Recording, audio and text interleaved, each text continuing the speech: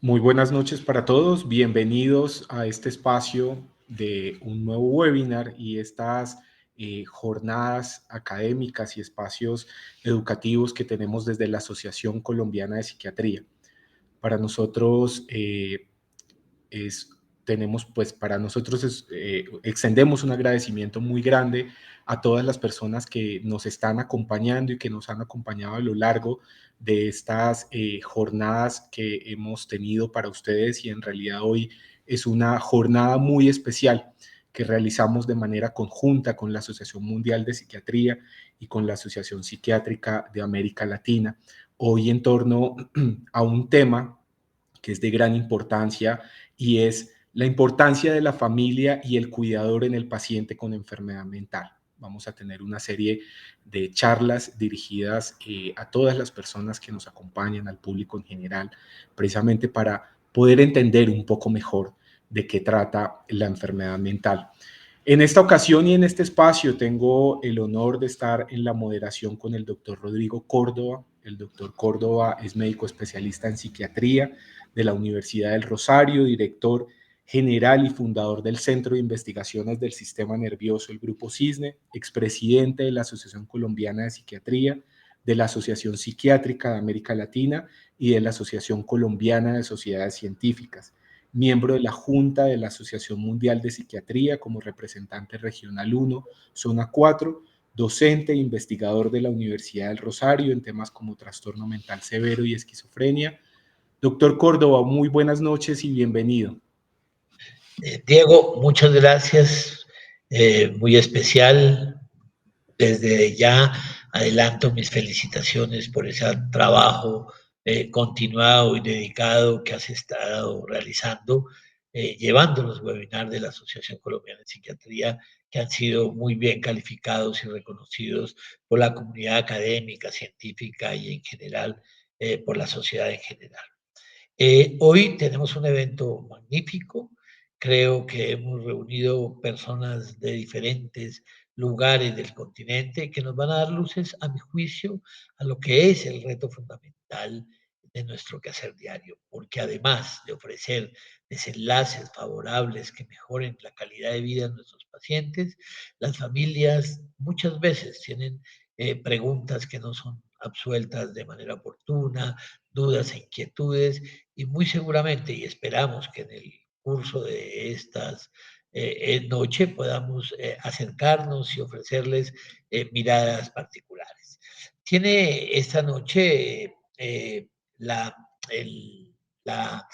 particularidad de estar representado por todas las organizaciones que representan la psiquiatría en el mundo. Inicialmente el doctor Afzal Javed, que es el presidente de la Asociación Mundial de Psiquiatría, presidente del Centro de Investigación Psiquiátrica de Pakistán, Lahore, Pakistán, profesor honorario del Instituto de Investigación en Salud Aplicada en Birmingham, Reino Unido, donde actualmente vive hace 20 años, y profesor asociado clínico honorario de la Universidad de Warwick en el Reino Unido. Entonces, doctor Afzal, bienvenido y muchas gracias por su saludo y dedicar este espacio para Colombia y para América Latina.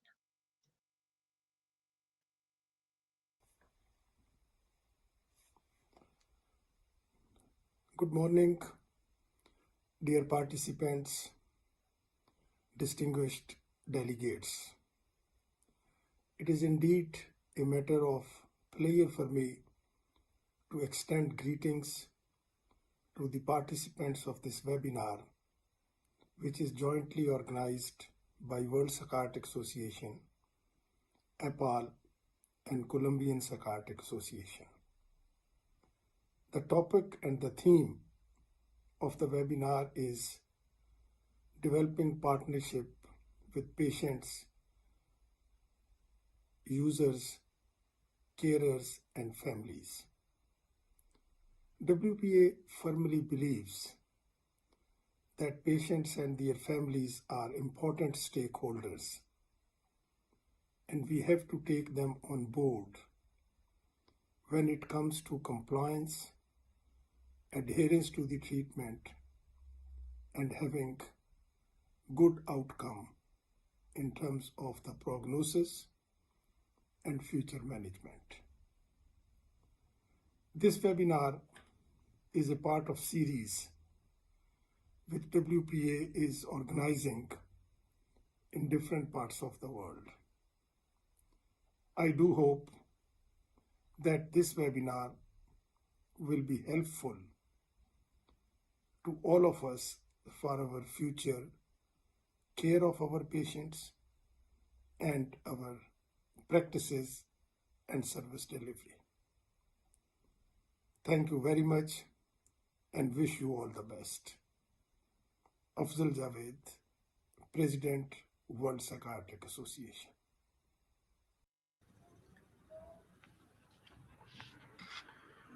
Bueno, muchas gracias al doctor Afzal por ese saludo y por acompañarnos en este importante espacio. En este momento, pues bueno, les damos la bienvenida a todas las personas que se están conectando desde los diferentes rincones de Latinoamérica, desde los diferentes rincones de Colombia. Los invitamos a que nos sigan escribiendo en el chat desde dónde se están conectando. Para nosotros es importante que estén pues acompañándonos en estos espacios y que se sigan nutriendo de las participaciones de ustedes. A continuación, el saludo de la doctora Andrea Otero. Ella es médica especialista en psiquiatría de la Universidad del Valle, especialista en psicología clínica de la Universidad San Buenaventura, psiquiatra en la Clínica Imbanaco en Cali, Colombia, expresidente de la Asociación Colombiana de Psiquiatría y actualmente se desempeña como secretaria regional de Países Bolivarianos de la Asociación Psiquiátrica de América Latina. Una cordial bienvenida, doctora Otero.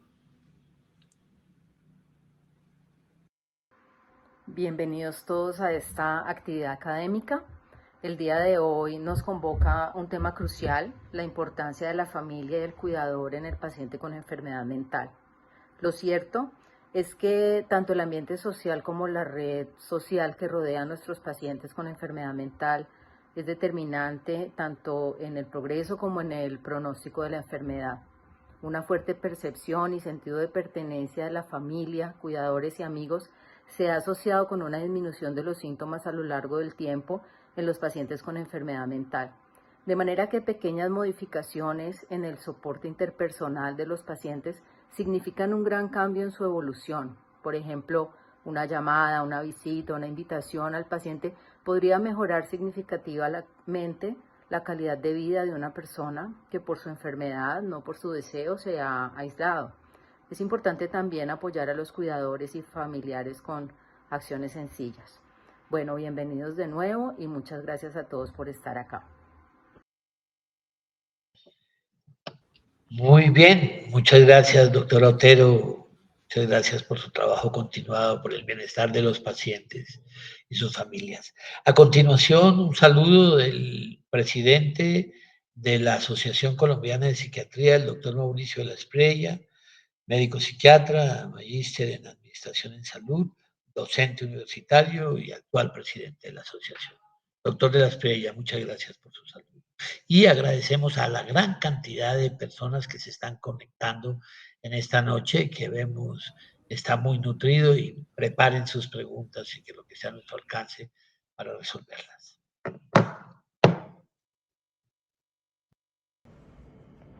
Hola a todos, gracias por estar nuevamente con nosotros. Para la Asociación Colombiana de Psiquiatría y especialmente para su junta directiva, es un orgullo y placer contar nuevamente con temas de interés hacia la comunidad. Hoy tenemos el webinar La importancia de la familia y el cuidador en el paciente con enfermedad mental. Nos acompañan connotados especialistas de diferentes países quienes compartirán experiencias y conocimientos alrededor de cómo tratar a un familiar con patología mental, cómo detectar recaídas, qué hacer en esos momentos y sobre todo el fortalecimiento que debemos tener con la asociación de pacientes o familiares de pacientes con patologías mentales. Espero que disfruten el día de hoy este interesante tema. Bienvenidos. Muchas gracias, doctor de la Espriella, por su saludo, sus palabras, y nuevamente congratulaciones por esa gestión que cada vez se consolida más en compañía de su junta directiva. Bien, para entrar en materia, esta primera presentación, cómo identificar cuando una persona tiene una enfermedad mental, mitos y realidades, estará a cargo de uno de los moderadores, el doctor Diego Vargas, que es médico especialista en psiquiatría de la Universidad del Bosque, Instituto Colombiano del Sistema Nervioso, especialista en docencia universitaria, actualmente cursa sus estudios de maestría en salud pública en la Universidad de los Andes y además es el coordinador docente, jefe de educación médica del Instituto Colombiano del Sistema Nervioso Clínica Montserrat y hace parte de la junta directiva de la sociedad, una de esas promesas consolidadas de la psiquiatría colombiana. Adelante, doctor Diego, y muchas gracias. Doctor, muchísimas gracias por la invitación y bueno, empecemos.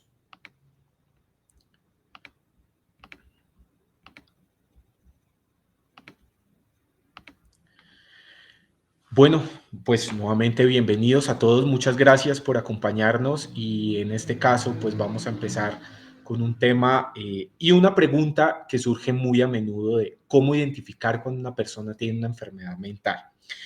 Y yo me permito invitarlos primero con esta pregunta y con esta reflexión de cuando pensamos en el cáncer, enfermedades cardíacas o diabetes, no esperamos años para tratarlas y se intentan detectar temprano y no son ignoradas. ¿Por qué no hacemos lo mismo con las personas que enfrentan una enfermedad mental? Y este espacio precisamente es un llamado unido pues a todo lo que hacemos desde las sociedades científicas, desde la Organización Mundial de la Salud, precisamente a poder abordar estos temas. Primero, establezcamos una línea de base con este tema y primero es, ¿qué es salud mental? Pues la Organización Mundial de la Salud habla acerca pues de un estado de bienestar. Pero sobre todo cuando nosotros estamos hablando de esta capacidad que llega a tener una persona para desarrollarse de una forma integral y enfrentar las adversidades. Y hablo de una línea de base precisamente porque esto es lo que debemos tener en cuenta en el momento en el que a nosotros nos empieza a llamar la atención algo en relación a los cambios que puede llegar a tener una persona cuando estamos pensando en una problemática o en una enfermedad mental. Se desenvuelve con el entorno de una forma adecuada o como lo venía haciendo en el transcurso previo de su vida, definitivamente hubo una serie de cambios.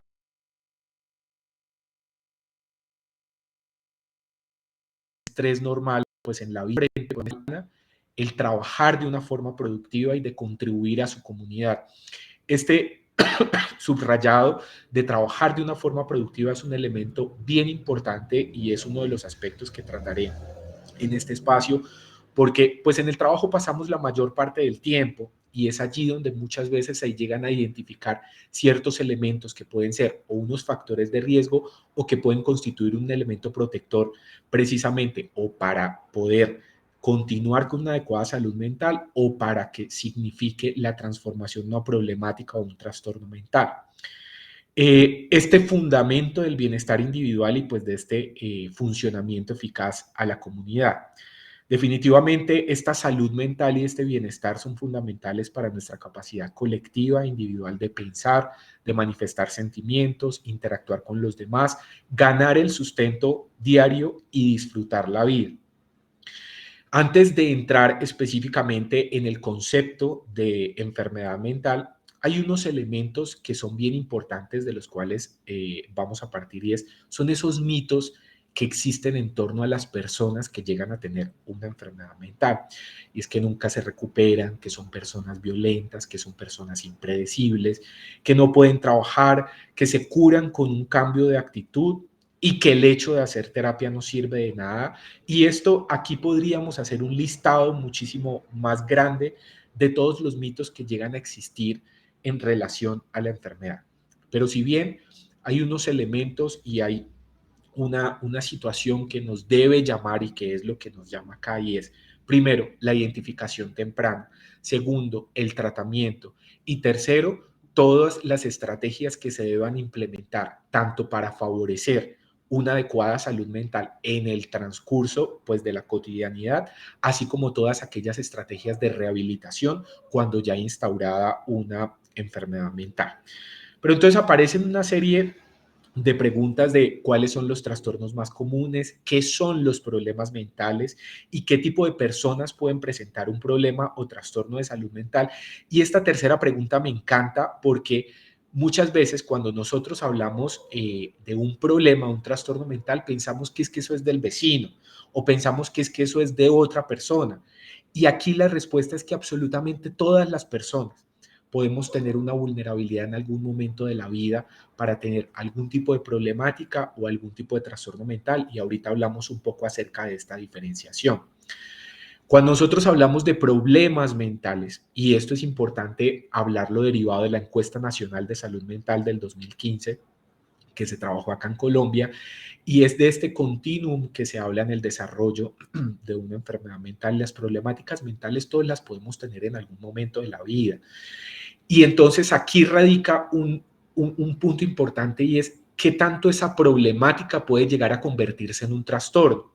Entonces, qué tanto, por ejemplo, cuando yo estoy atravesando por un duelo y tengo unas manifestaciones emocionales que son normales de ese duelo, que experimente tristeza, el sufrimiento de la pérdida, que experimente mucho dolor, que pueda tener en algún momento insomnio, y que eso corresponda solo a un periodo delimitado en el tiempo, después de que se elabore y se elabore ese duelo de una forma adecuada. Pero si definitivamente esto prevalece y llega a afectar el adecuado funcionamiento, pues definitivamente hablamos de un trastorno. Dentro de los trastornos más comunes y uno de los elementos que debemos tener presente, el trastorno depresivo, todos los trastornos de ansiedad, y seguido de lo que vamos a hablar de la esquizofrenia y el trastorno bipolar. Definitivamente esto lo debemos hablar y lo debemos tener en cuenta porque se estima que para el 2030 la depresión será la principal causa de morbilidad a nivel mundial, y pues ya estamos muy cerca. Además, hablando de unos datos que, a pesar de que esta es una infografía del 2018, esto pues sigue en aumento, en el que aproximadamente 450 millones de personas tienen algún tipo de trastorno mental, que se presentan aproximadamente 800.000 suicidios al año, que es la segunda causa de muerte en la población entre los 15 y los 29 años, y que la mitad de las enfermedades mentales comienzan antes de los 14 años, y por eso es importante establecer una serie de estrategias para una identificación temprana. En relación al concepto de trastorno mental, estamos hablando de una serie de trastornos, de alteraciones de las emociones, del pensamiento, de la conducta, que van a llevar a un diagnóstico. Yo, como familiar, como cuidador, como acompañante, como compañero de trabajo de la persona en la que yo veo los cambios, no es necesario que yo establezca un diagnóstico, porque esto le correspondería a la persona clínica que vea al paciente, al médico que vea al paciente, al psicólogo que vea al paciente. Pero sí es importante que yo pueda llegar a identificar para poder brindar un tipo de ayuda. Y se pueden manifestar por episodios temporales a través de una serie de síntomas que produzcan unos cambios importantes en estos elementos y que afecten las capacidades de la persona en relación al estudio, al trabajo y las relaciones interpersonales. Entonces están estos dos elementos, no solamente estos cambios a nivel emocional, del pensamiento, del comportamiento, sino además también cómo esto va a afectar el funcionamiento de la persona.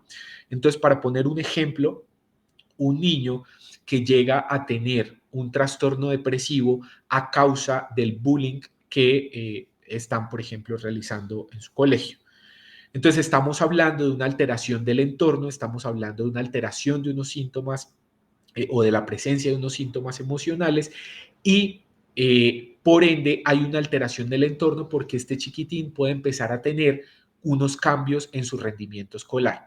Y allí es donde tenemos que empezar a revisar, pues, qué es lo que puede estar pasando. Y en el caso, por ejemplo, de los niños, sobre todo, en donde esas primeras manifestaciones pueden estar un poco más en lo somático, dolores abdominales, diarreas, dolor de cabeza, etcétera. Y entonces allí es donde tenemos que empezar a poder identificar precozmente. Y entonces aquí llega un elemento bien importante, y es por qué llegar, por ejemplo, a identificar de manera precoz y por qué iniciar un tratamiento o instaurar un tratamiento pronto. Porque si se dejan unos periodos largos sin recibir tratamiento o sin iniciar el tratamiento, hay un mayor riesgo de suicidio, hay unos peores resultados clínicos y funcionales y hay un peor pronóstico de la enfermedad, así como aplicaría pues para cualquier enfermedad. Pero entonces aquí es importante hablar de las barreras y por qué las personas no consultan.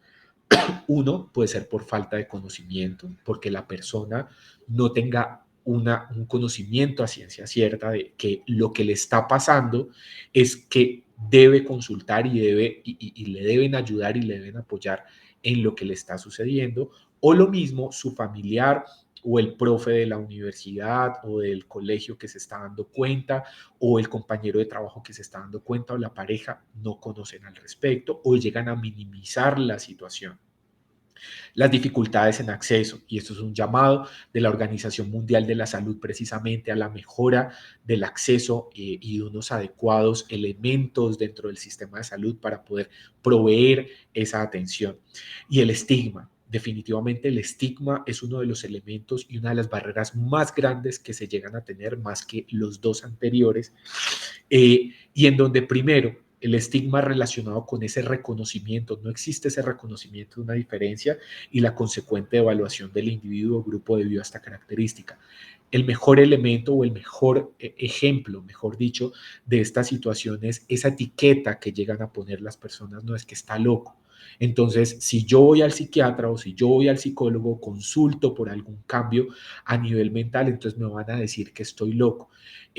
Y esto es una barrera muy grande que en muchas ocasiones las personas pueden llegar a tardar hasta 10 años de consultar y que llegan a pasar por otro tipo de situaciones y precisamente empeorando la situación. Hay una serie de determinantes pues, en salud mental y que van a contribuir precisamente a una adecuada salud mental, pero a su vez también a que exista una alteración o a nivel pues como una enfermedad mental. Entonces yo les decía ahorita, hay una serie de circunstancias económicas y sociales en lo que tiene que ver con el entorno ambientales, pero también lo que sucede conmigo mismo, con lo que yo estoy viviendo del entorno, pero también con los componentes hereditarios, con el componente genético, con las vulnerabilidades propias del individuo, y con esos elementos que componen precisamente todos los elementos de crianza, etcétera. Y la pobre salud mental es relacionada con algunos elementos de cambios sociales rápidos, condiciones de trabajo estresantes, discriminación de género y exclusión social, hábitos de vida poco saludables y unos riesgos de violencia. Y entonces aquí paso a este cuadro que nos habla de estos determinantes en salud mental con unos factores adversos o unos factores de riesgo que se pueden tener en cuenta de acuerdo a estos tres niveles o también unos factores protectores. Y en donde en cada uno de estos es importante cuando nosotros los estamos identificando y nosotros identificamos unos cambios, precisamente para hablar si se está presentando una enfermedad o un trastorno, poder empezar a enfocarnos en el manejo de esos factores adversos o de riesgo y en fortalecer aquellos factores protectores.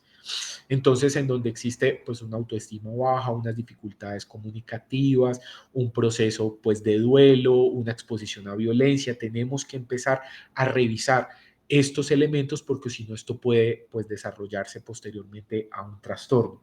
Y hay una serie de riesgos para la salud mental pues en el transcurso de la vida que van a influir y que se deben tener en cuenta dentro de esos posibles elementos que van a contribuir al desarrollo de una enfermedad mental relacionado con condiciones de vida, con el nivel socioeconómico, con el entorno de aprendizaje, con la violencia, con el maltrato, con los episodios de duelo, con el uso de sustancias, con la desnutrición, con las enfermedades físicas.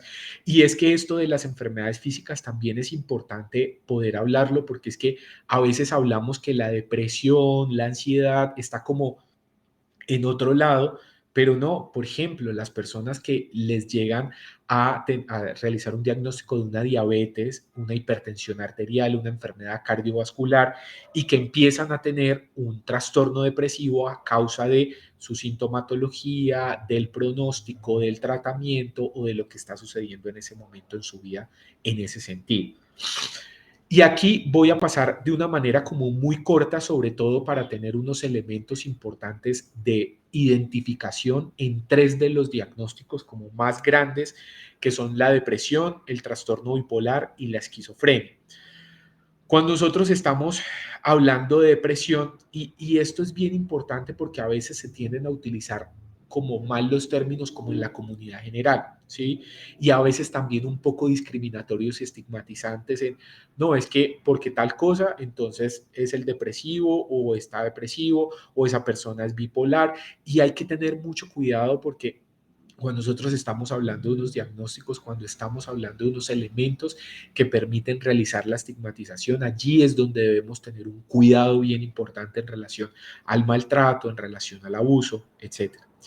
Cuando nosotros estamos hablando de depresión hay un periodo en el que debemos hacer pues como un seguimiento, que la persona empiece a tener ánimo bajo, tristeza, sentimientos de desesperanza, que esté perdiendo el interés en las actividades que antes disfrutaba o reducción de ese placer al realizarlo. Entonces, esto, por eso les hablaba al principio como de esta línea de base y ahí es de donde siempre tenemos que partir.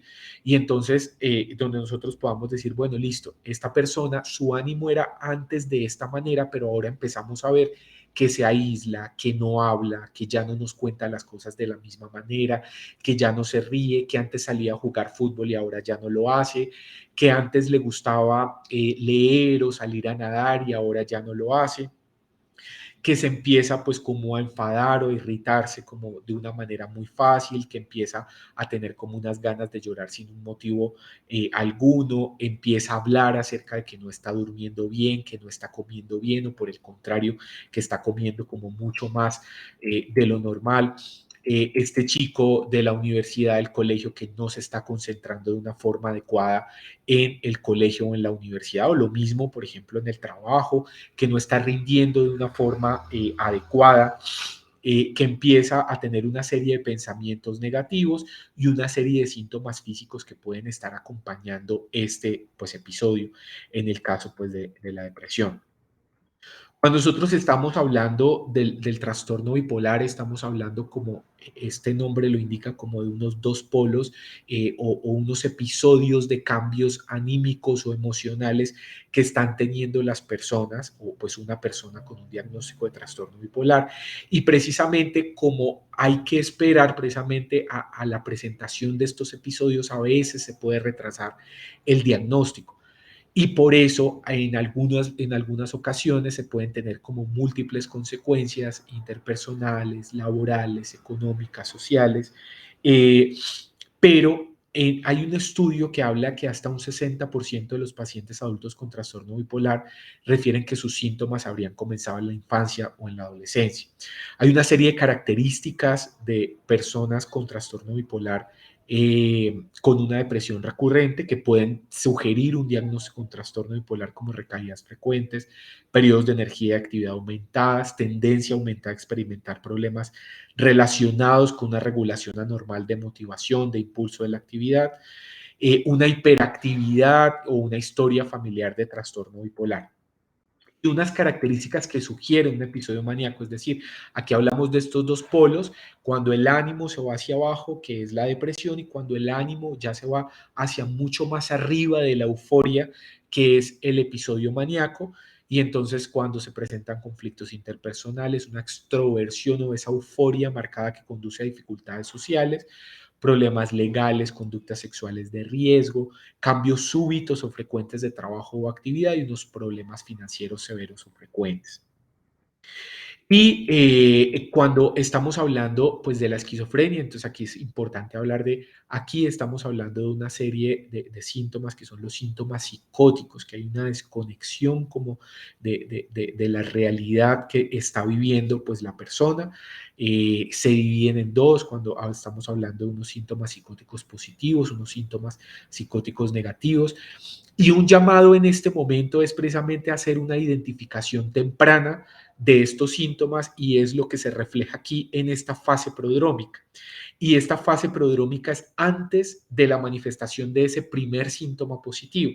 Pero se habla que hay una serie de cambios comportamentales, emocionales, que se llegan a presentar en esta fase prodrómica. O sea, cambios en el que la persona puede empezarse a aislar, en que llega a tener unos cambios anímicos que pueden llegar a ser un poco, en algunos casos, marcados, antes de tener en cuenta el tema de los antecedentes familiares, los cambios en el funcionamiento psicosocial o ocupacional, algunos cambios, pues como a nivel cognitivo, que es importante pues tener en cuenta en este tipo de situaciones. Y ya para esta última parte, precisamente, y algo que tenemos que identificar es el suicidio. Y lo pongo aquí en esta última porque es que, a pesar de que en la mayoría de las personas que se presenta el caso, pues los casos de suicidio es en personas con depresión, no debemos perder de vista que también hay personas con otros diagnósticos que pueden llegar a intentar suicidarse o que llegan pues a suicidarse. Y esto es precisamente una entidad que tenemos que prevenir y que se puede prevenir. Hablando de que, por ejemplo, en el 2020 se llegaron a presentar 80 casos de intentos al día y para 2021 se presentaron 8 casos de suicidio al día.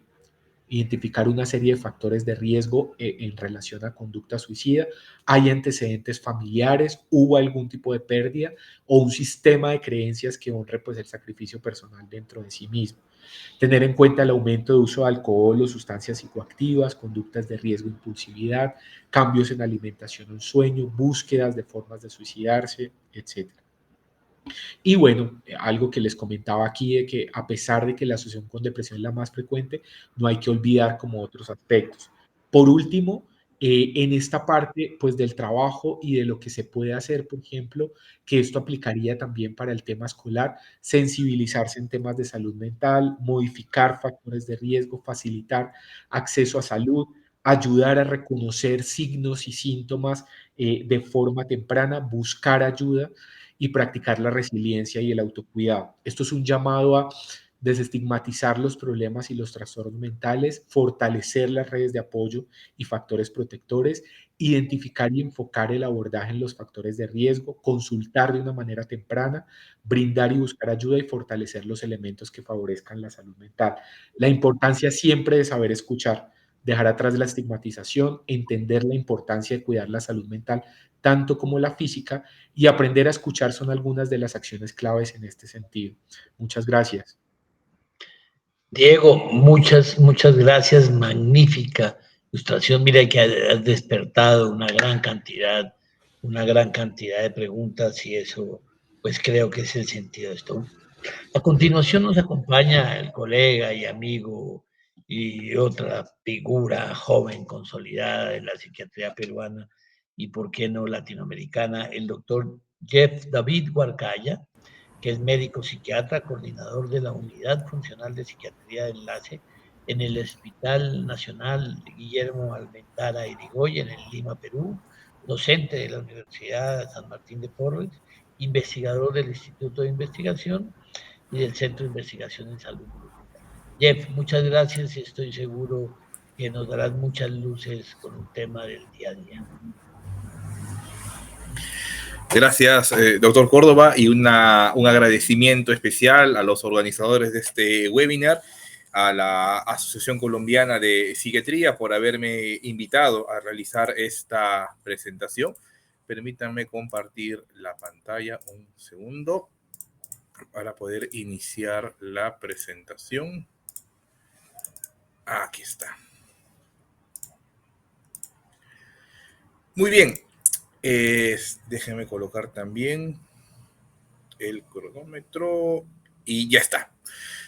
Bien, primero, nuevamente un agradecimiento por haberme invitado a este webinar, la importancia de la familia y el cuidador en el paciente con enfermedad mental, un tema ciertamente bastante amplio, hay bastantes dificultades mentales que pueden tener nuestros pacientes, nuestros usuarios, y la idea en esta conferencia de unos 15 minutos aproximadamente, hablar acerca de las señales de alarma de reaparición de la enfermedad mental, y específicamente lo he centrado en la reaparición de la esquizofrenia. Porque es una de las enfermedades mentales o uno de los trastornos mentales que tiene mayor porcentaje de recaídas, de reaparición de la enfermedad. Bueno, acá están mis potenciales conflictos de interés. Para eso, en esta presentación la he dividido en 3 grandes partes. Primero, hay que definir qué es una recaída, qué son las señales de alarma para poder identificarlas adecuadamente. Luego, vamos a hablar un poco acerca de los factores que están asociados a las recaídas, qué características personales, sociodemográficas, clínicas, terapéuticas pudieran estar asociadas a una mayor posibilidad de que la enfermedad mental, de que la esquizofrenia se complique o recaiga el paciente y finalmente unos puntos claves sobre acciones a tomar. ¿Qué es lo que se puede hacer desde nuestro nivel de atención para evitar estas recaídas? Y finalizaré con algunas breves conclusiones. Para ejemplificar un poco mejor la presentación que quiero darles en esta noche, creo pertinente traer este caso clínico, un paciente tipo que vemos frecuentemente en nuestra práctica clínica. Llamémosle Juan. Juan es un varón de 42 años que tiene el antecedente de esquizofrenia y que acude a la consulta traído por sus familiares, quienes han notado en Juan un deterioro en su cuidado personal.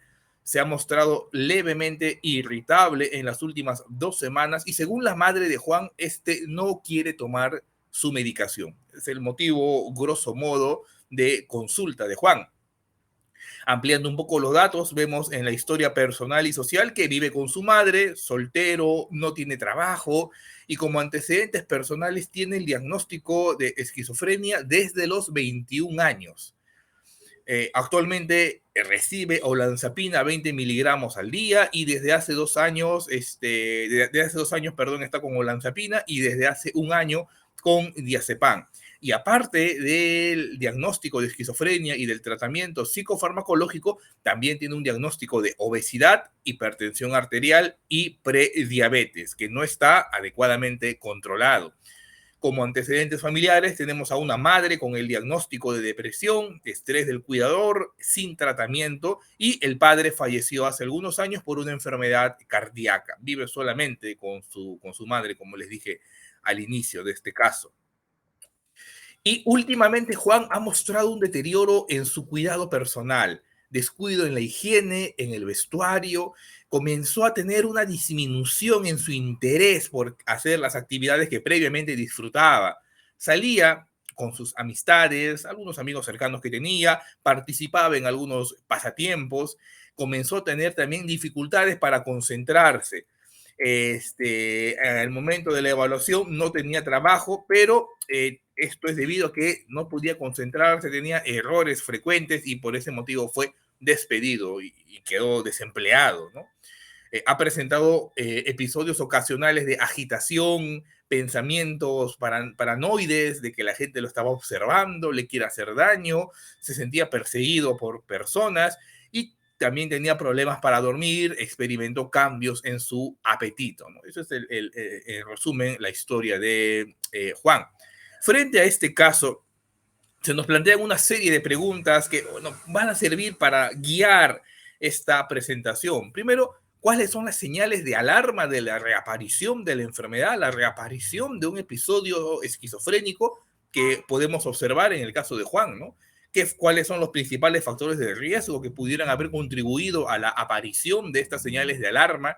¿Cómo pudieran afectar estas señales de alarma la calidad de vida, el funcionamiento posterior diario en Juan? ¿Cuál es el papel de la familia, de los cuidadores? La presentación los colegas que van a continuar después de mi presentación ya van a incidir específicamente en el rol de la familia y de los cuidadores para prevenir las recaídas. No me voy a centrar tanto en eso. ¿Qué acciones, qué intervenciones podemos realizar nosotros para ayudar a Juan en esta situación? ¿O hay algún recurso comunitario que pudiera ser útil en el manejo de estas señales de alarma? Entonces, tomemos el caso de Juan y exploremos un poco ¿Qué es una recaída? ¿Qué es una reaparición de los síntomas? ¿Cuáles son las señales de alarma? Como les dije al inicio, vamos a centrarnos específicamente en el trastorno esquizofrénico o en el espectro de la esquizofrenia. Y hay que tener presente primero que los pacientes con esquizofrenia, el 25 a 50% de ellos van a tener algún intento suicida. La esperanza de vida es menor en la población con esquizofrenia por diferentes motivos, ¿no? Por mayores dificultades para acceder a los sistemas de salud, por las mayores comorbilidades médicas. Un paciente con esquizofrenia, independientemente del tratamiento antipsicótico que esté recibiendo, va a tener más posibilidades de presentar problemas metabólicos, problemas cardiovasculares, una menor esperanza de vida. Un paciente con esquizofrenia que desarrolle un cáncer, pues va a tener más dificultades para poder acceder a la atención especializada. Y ese no es el único problema, ¿no? Hay más problemas, que los pacientes con esquizofrenia tienen una adherencia parcial al tratamiento, ¿no? La prevalencia de no adherencia en los pacientes con esquizofrenia es del 75%, es altísima. No continúan, no siguen un tratamiento específico por la misma clínica de la enfermedad. Es altísima en la esquizofrenia, algo menor en otras formas de psicosis como el trastorno esquizoafectivo, que van entre el 41 a 44%. Pero la esquizofrenia pues representa una dificultad o tienen una dificultad inherente a la hora de garantizar una adherencia al tratamiento, ¿no? No me voy a incidir en esto, cómo evoluciona, cómo es la evolución de la enfermedad. Estos son datos de una investigación que realizamos en una muestra de pacientes con esquizofrenia en Perú, en el cual vemos que pues, la fase prodrómica tiende a iniciar entre los 14.9 a 15 años. Recién a los 18 años es cuando aparece ya una fase psicótica clara con todos los síntomas psicóticos marcados, delirios, alucinaciones, alteración en el lenguaje, una conducta desorganizada, síntomas negativos. Y en promedio, pues vimos que en esta muestra de pacientes con esquizofrenia están o tienen una duración de psicosis no tratada de 32 semanas, o sea, desde la aparición de los síntomas psicóticos hasta que se les da un tratamiento antipsicótico, 32 semanas. Bueno, como les digo, en esta muestra, pues resultados similares a lo que ocurre en otras muestras, en otras investigaciones a nivel internacional. Y esto es muy importante porque si una persona se presenta con psicosis, pues lo que pudiéramos pensar es, bueno, está psicótico, inmediatamente voy a buscar la ayuda al profesional, ¿no? Pero en esta muestra, miren, casi medio año, ¿no? Psicótico, sin recibir un tratamiento por diferentes dificultades, como ya se explicó en la presentación anterior, el estigma, dificultades para poder acceder a una adecuada atención de calidad por profesionales de salud mental especializados, ¿no? Y después viene la fase de tratamiento y finalmente una fase residual, en la cual pueden quedar problemas cognitivos, déficit social, declinación en el funcionamiento global de estos pacientes, delirios crónicos o síntomas negativos. Entonces, la idea es que un paciente llega o se encuentra en la fase residual y hay que ver qué pudiera pasar para que nuevamente pueda ir a la fase psicótica. Pasó el tratamiento, está medicado, está siendo tratado y reaparece la enfermedad. Y eso no es algo poco frecuente. Este es un trabajo ya clásico de Schompi sobre cómo evoluciona cuál es el curso de la evolución de la esquizofrenia, ¿no? Y una de las formas de presentación más frecuente es la aparición aguda, pocas semanas o meses, la aparición aguda de la enfermedad, de los síntomas psicóticos, con un curso ondulante. Síntoma psicótico, calma. Síntoma psicótico, calma. Síntoma psicótico, calma. Y el estado final es la recuperación o leves síntomas residuales. La segunda forma de presentación más frecuente es la aparición crónica de la enfermedad en varios meses con un curso simple. No es que haya un curso ondulante, permanece con las secuelas, con todos estos problemas cognitivos, afectivos y de síntomas negativos, y persisten estos síntomas, ¿no? Ahí está casi ya el 50% de cómo evoluciona, de cuál es el curso evolutivo de la esquizofrenia. pero pueden ver ustedes ahí cómo hay diferentes formas de evolución de este trastorno y una de las características en la mayoría de ellos es el curso ondulante, ¿no? Entonces hay que saber cuándo puede aparecer nuevamente esta enfermedad y qué podemos hacer para prevenirla. Y acá viene una gran pregunta, ¿no? ¿Qué cosa es una recaída? ¿Qué entendemos por una recaída de la esquizofrenia, ¿no? Complicado de definir, ¿no? Esta es una revisión sistemática de la literatura publicada ya hace algunos años en la cual se buscó ver todos los artículos en los cuales se hable acerca de la definición de recaída en la esquizofrenia. Bueno, la gran mayoría de investigaciones define a la recaída como una situación en la cual el paciente requiera hospitalización. Totalmente igual, o sea, bueno, pareciera ser que es algo más claro, pero sigue siendo nebuloso, ¿no? ¿Cuánto tiempo de hospitalización? ¿Cuántas horas en emergencia? ¿Cuánto tiempo permanece hospitalizado? ¿Y por qué motivo se tendría que hospitalizar, ¿no? Pero bueno, en resumidas cuentas, si el paciente requiere ser hospitalizado, ahí estamos hablando claramente de una recaída, ¿no? Existen otras formas de definir la recaída en base a escalas, en base a un agravamiento del PANSS, del CGI, del GAF y otras escalas, ¿no? El BPRS. Pero la definición más común es la recaída, pues la necesidad de que el paciente sea hospitalizado, ¿no? ¿Y cuáles son ejemplos de señales de alarma que podemos encontrar? O sea, el paciente, siempre tengamos presente que después de un brote psicótico, el paciente puede quedar con síntomas negativos o con síntomas cognitivos. Y muchas veces la persistencia de estos síntomas negativos y cognitivos, pues, es lo que nos va a predecir el pobre funcionamiento final que va a tener este paciente, ¿no? Pero lo más dramático es cuando aparece nuevamente en los episodios psicóticos o los síntomas positivos como tal, que podemos encontrar cambios en el pensamiento, en la percepción, pensamientos confusos, pensamientos incoherentes, creencias irracionales que se intensifican, la reaparición de las pseudopercepciones, de los fenómenos alucinatorios. Comienza a escuchar voces, comienza a ver cosas que no están presentes. Podemos darnos cuenta indirectamente de esto si es que el paciente comienza a reírse inmotivadamente. Comenzamos a escuchar a mi familiar en el cuarto riéndose solo o haciendo movimientos como si estuviera alejando a alguien. Puede ser que en este momento esté en la experiencia alucinatoria. Cuando comenzamos a notar cambios en su estado de ánimo, ¿no? Disminución de la expresión emocional, tristeza, preocupación, irritabilidad que se intensifica o una agitación inusual, cambios en el comportamiento, aislamiento social, las actividades que normalmente disfrutaba, pues se comienza a retraer, no las continúa realizando, problemas para concentrarse, descuido en su higiene personal y en el autocuidado.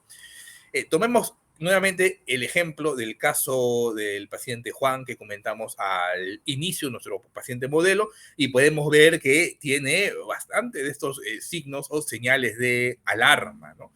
En los cuales el paciente, los familiares, la familia tendría que haber buscado la ayuda profesional inmediatamente, ¿no? Ahora, las recaídas son costosas, le cuestan al sistema de salud.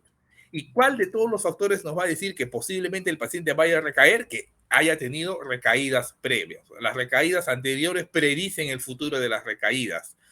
Un paciente con esquizofrenia con recaídas frecuentes, pues le cuesta al sistema de salud entre 2 a 5 veces más de lo que le costaría a un paciente que no tiene estas recaídas frecuentes, ¿no? Es un coste mayor, un mayor número de hospitalizaciones, mayor número de estancia hospitalaria y las hospitalizaciones se tienden a hacer más prolongadas, costos adicionales en los servicios de salud y presentan un perfil de enfermedad más complejo y generalmente con muchas comorbilidades, ¿no? ¿Cuáles son los factores asociados a las recaídas? Esta es una revisión sistemática bien interesante en la cual vemos cuáles son los factores asociados principalmente a las recaídas y ahí podemos ver, en primer lugar, problemas de adherencia al tratamiento. Por eso les comenté eso al inicio, ¿no? Que un paciente con esquizofrenia no sea adherente al tratamiento, pues es uno de los factores más estudiados y más asociados a una recaída. El abuso de sustancias, factores estresantes en la vida, estrés, depresión, ansiedad, todo eso, factores del estilo de vida o factores psicosociales también pudieran predecir en cierta medida la posibilidad de que haya también una recaída.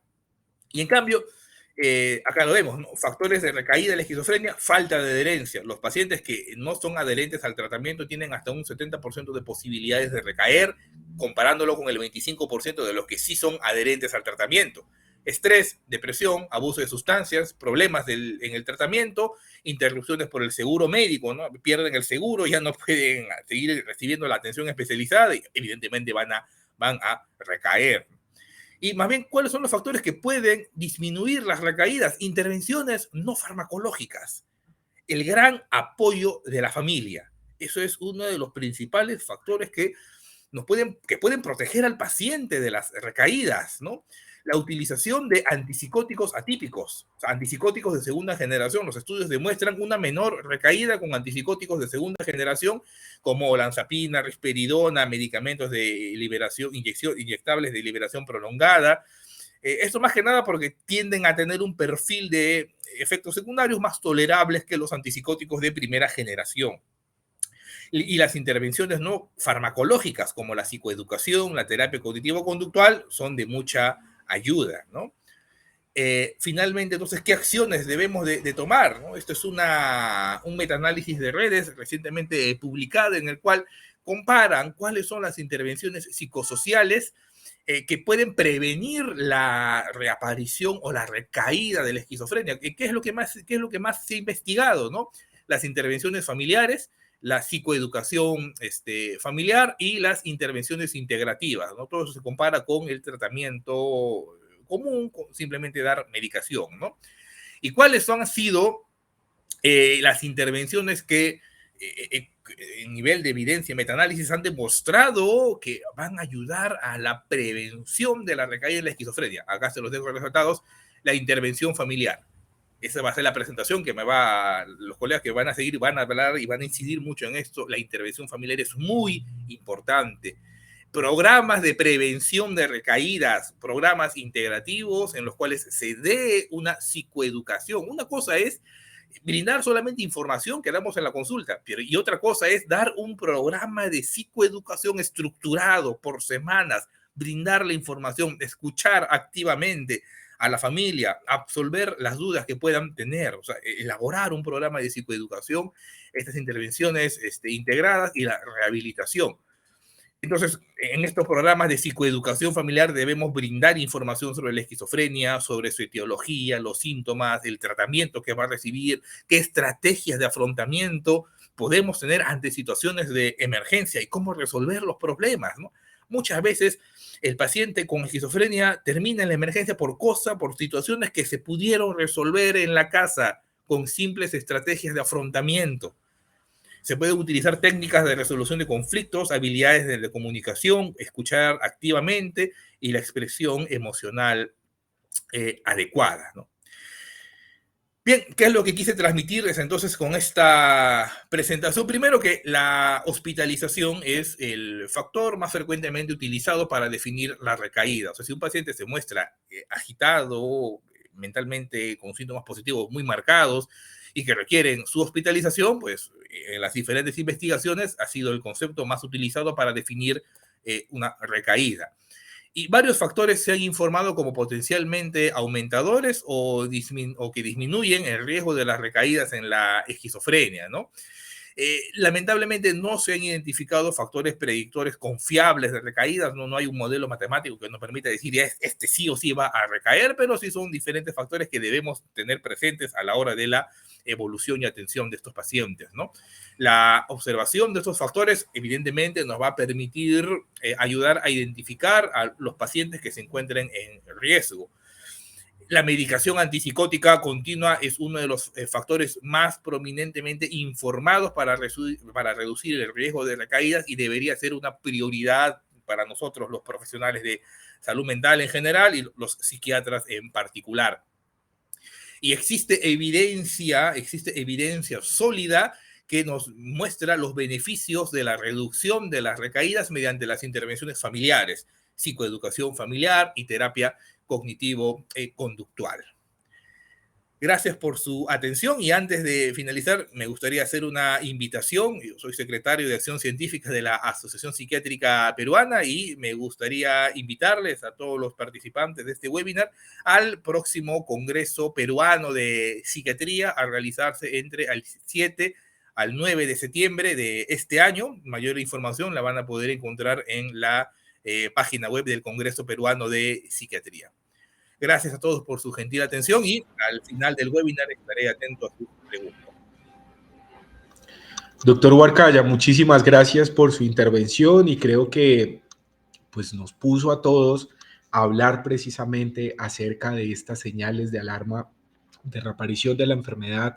Hemos visto pues diferentes comentarios de las personas que nos acompañan desde República Dominicana hasta Argentina y la verdad muy complacidos por el acompañamiento y la acogida que ha tenido este espacio y pues un especial también agradecimiento a las personas que nos acompañan.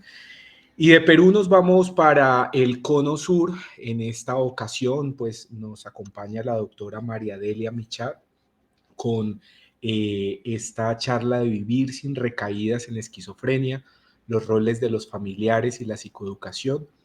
Excusando al doctor Pedro Gargolov, que se le presentó una dificultad y no nos puede acompañar en este momento. La doctora María Delia Michat es médica especialista en psiquiatría, docente clínica del área de psiquiatría y psicofarmacología del Instituto de Formación de Posgrado de la Asociación de Psiquiatría en Argentina, secretaria académica del Instituto Superior de Posgrado en la sede provincia de Buenos Aires, colaboradora y asesora de la Asociación de Ayuda de Familiares de Personas con Esquizofrenia en La Plata, Argentina. Doctora María Delia Michat, un honor tenerla aquí con nosotros y bienvenida. El espacio es todo suyo. Muchísimas gracias a todos. Buenas noches desde acá de Argentina, siendo ya las 22 horas acá en el sur-sur. Le agradezco a la Asociación Colombiana de Psiquiatría la posibilidad de que participemos, ¿sí? Al doctor Córdoba por las gestiones, al doctor Pedro Gargolov, que por un problema personal muy grave hoy no pudo estar acá, pero es maestro mío y de muchas personas, ¿sí? En Argentina y que, bueno, nos ha iniciado en el tema psicoeducación familiar y especialmente a AFE, que es la Asociación de Ayuda de Familiares de Personas con Esquizofrenia, que nos da soporte y aporte, ¿sí? a todo lo que hoy vamos a compartir con ustedes, ¿sí? Así que díganme si ya se puede ver la presentación. Sí, doctora, ya está en pantalla. Fantástico. Bueno, y hoy nos toca hablar de la importancia de la familia y el cuidador en el paciente con enfermedad mental y en nuestra parte, especialmente vivir sin recaídas en esquizofrenia, roles de los familiares y la psicoeducación. Voy a arrancar con una viñeta yo también, de Juana, familiar de una persona con esquizofrenia, que dice lo siguiente. Yo no elegí ser cuidadora. Tuve que asumir este rol, porque así se dieron las cosas. Me encantaría tener una vida estable, normal, sin tanto peso. Pero es así, es mi responsabilidad cuidar a mi hijo. Esto no me deja tiempo para nada, menos para mí. Es lo que me toca. Y nadie tiene que hacerse cargo de esto. Además, todos tienen sus cosas. Yo tendría que poder sola. Esta viñeta anterior, sí, relata casi secuencialmente algunas de las dificultades que vamos a ir conversando ahora que tienen los cuidadores primarios, ¿sí? de personas que padecen trastornos mentales severos, ¿sí? Entonces, si vamos a hablar de la importancia de los familiares y cuidadores, es la importancia de quién, y hoy vamos a focalizar en el cuidador principal, familiar, informal, domiciliario y no capacitado. Esto, entonces, es así. Según su grado de responsabilidad, el cuidador de que estamos hablando es el principal, primario, directo, es aquel que tiene contacto diario, ¿sí? con la persona que padece esquizofrenia. ¿Sí? También es informal, porque no cobran por esta tarea, ¿sí? No tienen ninguna remuneración. Además, son familiares y tienen una emocionalidad, ¿sí? propia, ¿sí? del tener un lazo sanguíneo con esta persona. Además, son personas que no están capacitadas previamente, ¿sí?, para hacer esta tarea y son domiciliarios. O sea, son cuidadores principales, familiares, domiciliarios no capacitados, de quienes vamos a estar hablando hoy. Yendo a la metáfora así del avión, vamos a hablar de los roles de los familiares en la recuperación y prevención de recaídas de personas con esquizofrenia. ¿Sí? Pongo esto aquí porque es lo que a veces hay que poner de manifiesto como primer concepto, ¿sí?, a la hora de cuidar a los familiares de personas que conviven con otra persona que tiene un trastorno mental severo. Bueno, primero dicen en el avión, hay que ponerse la mascarilla para después ponerle la mascarilla al otro. O sea, primero cuidarse para poder cuidar, ¿sí? Pero el familiar, entonces, cuida, ¿sí? Es un ser que cuida, es un ser que tiene que cuidarse y es un ser que además tiene que ser cuidado, tiene que dejarse cuidar, ¿sí? Entonces, tiene varios roles. Tiene que cuidar, tiene que cuidarse y tiene que dejarse cuidar. Entonces, como ser que cuida, ¿qué es un cuidador de una persona que tiene esquizofrenia? Bueno, es una persona que brinda cuidados totales o parciales, apoyo social voluntario a otra persona con un problema de salud mental que tiene alguna merma en su autonomía, ¿sí? Entonces, brinda cuidados, lo hace voluntariamente a una persona que tiene reducida su autonomía. En el caso de la esquizofrenia se asocian algunas particularidades, ¿sí?, pero también sucede con otros trastornos mentales severos, donde el cuidado se hace irrenunciable, es extremadamente estresante, por momentos es bastante opresivo. Las personas que cuidan a veces se sienten desesperanzadas y a veces es inequitativo, ¿sí?, porque muchos de estos cuidadores son mujeres. ¿Qué hace un cuidador? Muchísimas cosas, sí, pero cuando se trata de cuidar a una persona que tiene un trastorno mental severo, vamos a dar ejemplos, algunas actividades de ayuda práctica, brinda ayuda práctica. Por ejemplo, monitorea el estado mental de la persona que tiene esquizofrenia, como decía recién el doctor Jeff, anticipa señales de recaída, supervisa la toma de medicación, estimula la asistencia a citas médicas o a citas con sus psicoterapeutas o con sus terapias, busca costear los gastos de los tratamientos y el costo de vida, pero además de la ayuda práctica tiene que brindar apoyo emocional y consejo, tiene que cuidar el bienestar de la persona con esquizofrenia y también del resto de la familia, suele armar y sostener la rutina familiar y proporcionar apoyo emocional a la persona con esquizofrenia y al resto de su familia. O sea, es bastante la tarea, ¿sí?, que se le suma a la tarea habitual de cuidar a un familiar.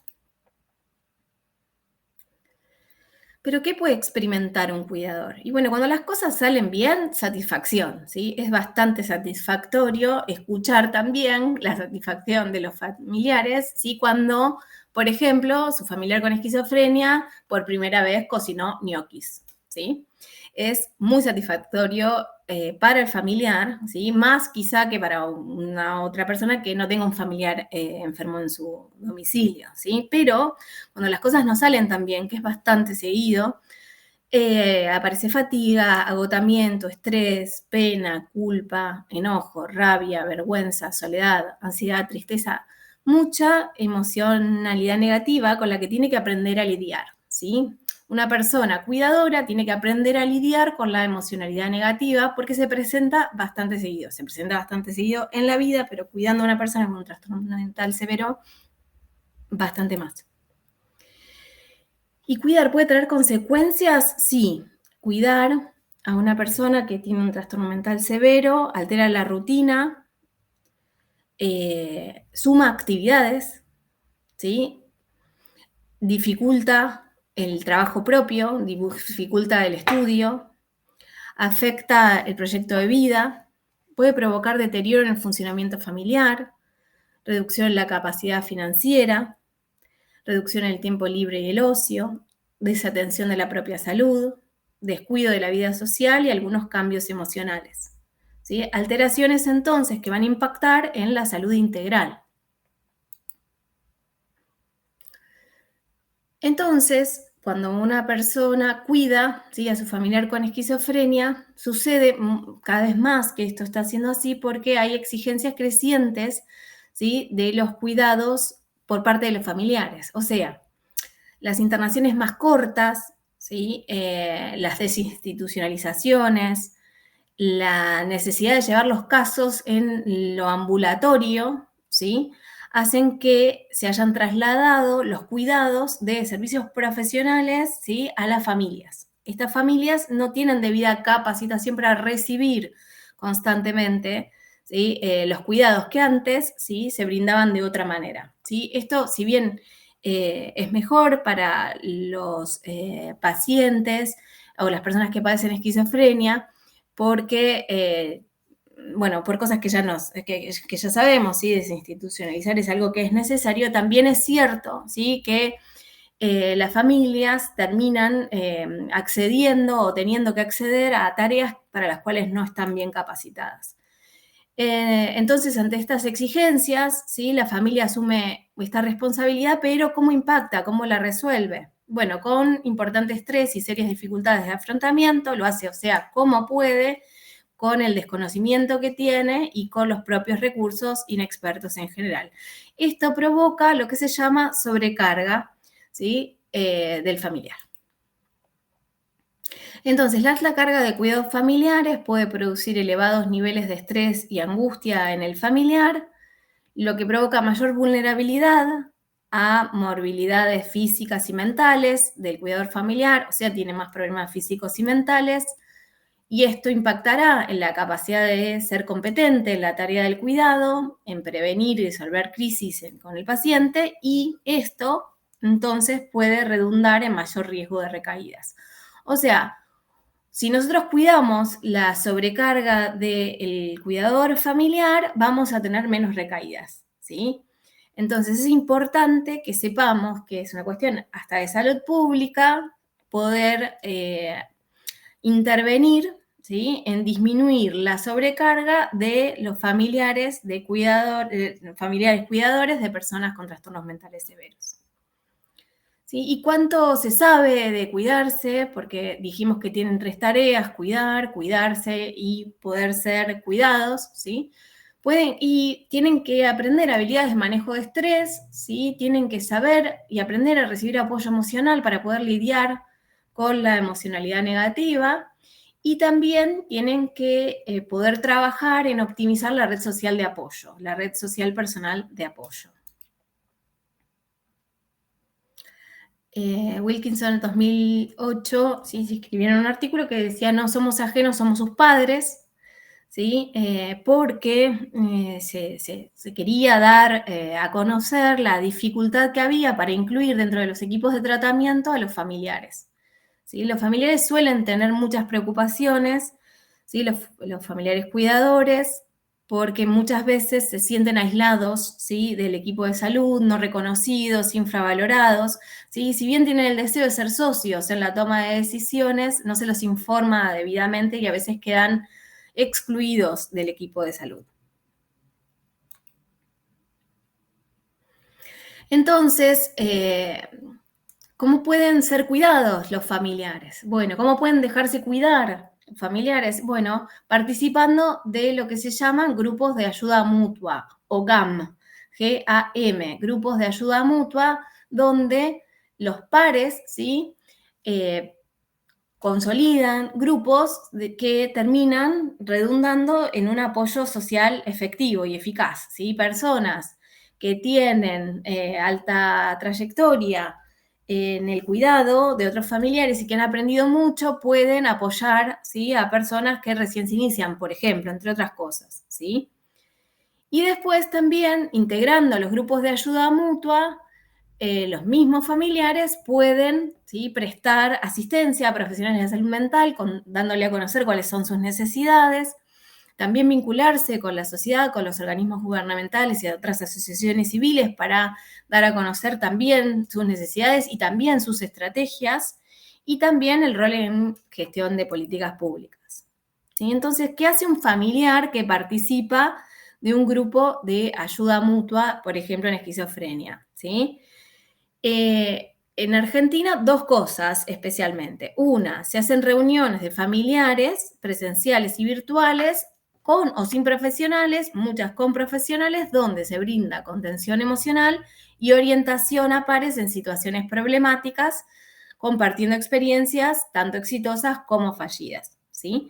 Pero también los grupos de ayuda mutua, ¿sí? Generamos encuentros de psicoeducación familiar con profesionales de salud mental y otros profesionales que pueden aportar, ¿sí? A la salud mental, abogados, contadores, personas que se dedican a los derechos humanos, obras sociales, etc. ¿Cuáles son los grupos de ayuda mutua de familiares? En Argentina hay 11 asociaciones, ¿sí? AAFE es una de ellas, pero están ACAPEF, AJUPEF, AMAPEF, ANFE, APEF, APEMIF, AREP, ASAPEM, GAPEM, Lazos Familiares Pampeanos, ¿sí? Son 11 en las 23 provincias argentinas. Estas asociaciones, ¿sí? Tienen posibilidades de recibir integrantes que son nacionales y también extranjeros, así que si desean comunicarse tienen la oportunidad de buscarlo en cualquier buscador o explorador de internet y encontrar contacto con ellos. Y también desde hace ya muchos años, pero más formalizado en pandemia, surgió la posibilidad de hacer encuentros de psicoeducación familiar con profesionales de salud mental, como les contaba, ¿sí? Aquí es con el doctor Pedro Gargolov y otros integrantes, ¿sí? Damián Gargolov, el doctor Mussolini, etcétera, ¿sí? Hemos podido ir armando, ¿sí? Encuentros psicoeducativos, tanto presenciales como virtuales, para tratar diversos temas, ¿sí? Acá en un estudio que se hizo, una revisión que se hizo en Inglaterra, ¿sí? Se estudiaron todos los programas psicoeducativos que estaban publicados hasta ese momento y trataron de conocer cuáles eran los factores comunes que trataban los programas psicoeducativos de las familias, ¿sí? Y se dieron cuenta que la mayor parte de los programas psicoeducativos trataban estos 11 puntos, ¿sí? Que eran la psicoeducación en sí misma, o sea, qué es la enfermedad, ¿sí? ¿Qué es la esquizofrenia? ¿Cuáles son las creencias que en parte tienen relación con el estigma, ¿sí? Y desafiar esas creencias acerca de los trastornos mentales severos. Cómo las que se reúnen en habilidades de convivencia, o sea, cómo convivir con comportamientos problemáticos, y estamos hablando de cómo convivir con una persona que delira, que alucina, que tiene ideas suicidas, ¿sí? Que tiene comportamiento agresivo, que consume sustancias, ¿sí? Cómo establecer expectativas realistas, cómo resolver o fortalecer la capacidad de resolución de problemas, cómo entrenarse en comunicación efectiva, cómo prevenir recaídas, cómo trabajar el futuro vocacional del familiar que padece esquizofrenia, y también las habilidades de autocuidado, el manejo de estrés para familiares, el apoyo emocional, mantenimiento de redes sociales y lo que dimos en llamar empoderamiento, que son los derechos y obligaciones de los familiares.